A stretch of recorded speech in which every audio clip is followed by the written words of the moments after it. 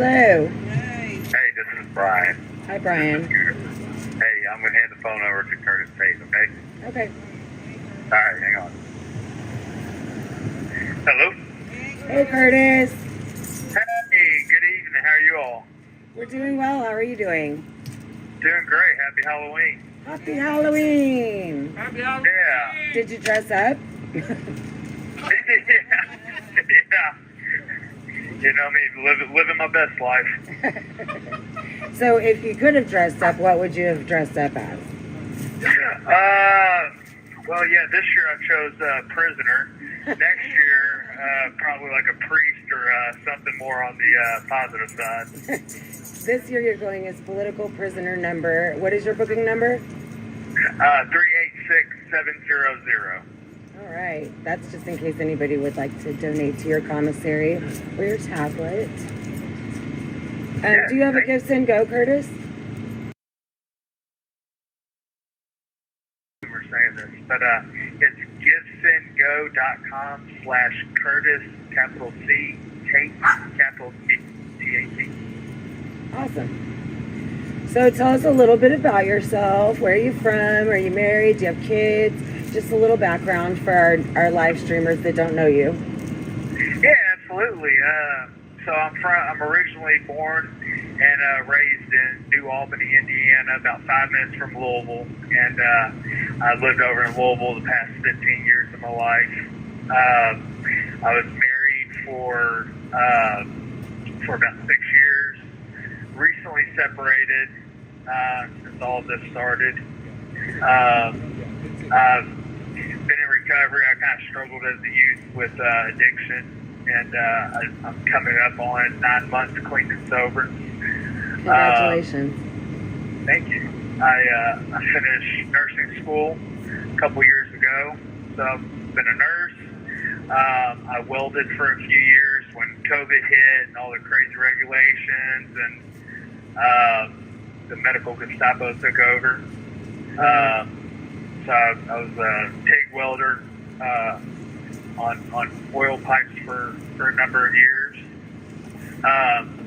And then, just kind of slowly started to devote myself to politics. That's been the last couple years of my life. I got a family. They all live in Indiana. I have no kids, but I have my little fur baby, Miko. Adopted him. He was on the street. I adopted him when he was 5 months old. He's now 6 years old. I miss him to death. I plan on going back to school whenever I get to wherever I'll be doing the rest of my time at, assuming I will be. I'm going to go back to school, get my business degree, start personal training full time, and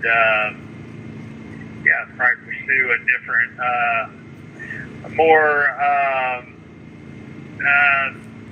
more moderate, conservative, but more low-tempered political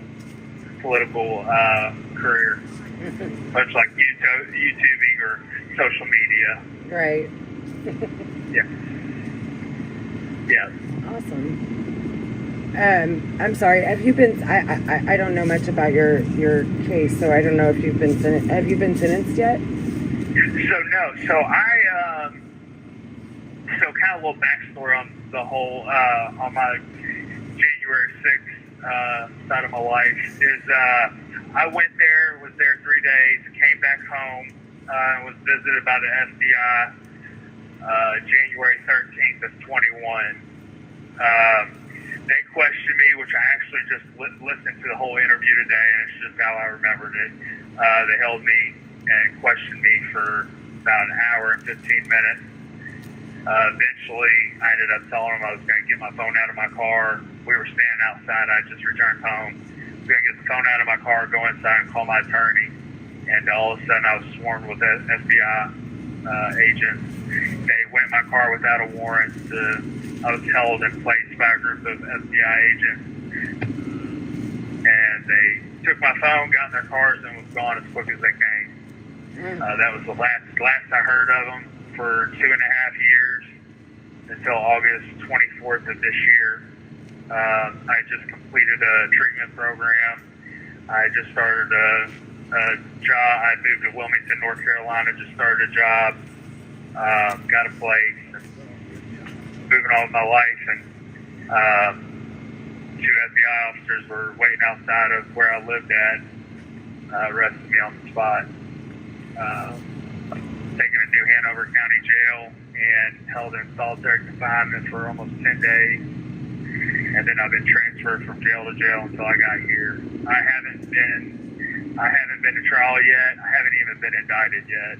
Oh, okay. So you're just barely starting out. Barely starting out. They're planning on offering me a plea deal, so I'm going to see how that turns up. Still hasn't happened yet. I just passed the 2-month mark of being locked incarcerated. So, so I'm sitting still. I'm grinding. I'm working on some personal development.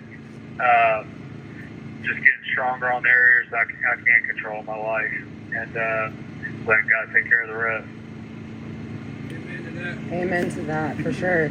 Are there any books that you would like, or that you're interested in reading? That maybe, if there's a lot of people on our live streams that like to send books to guys that like them. So.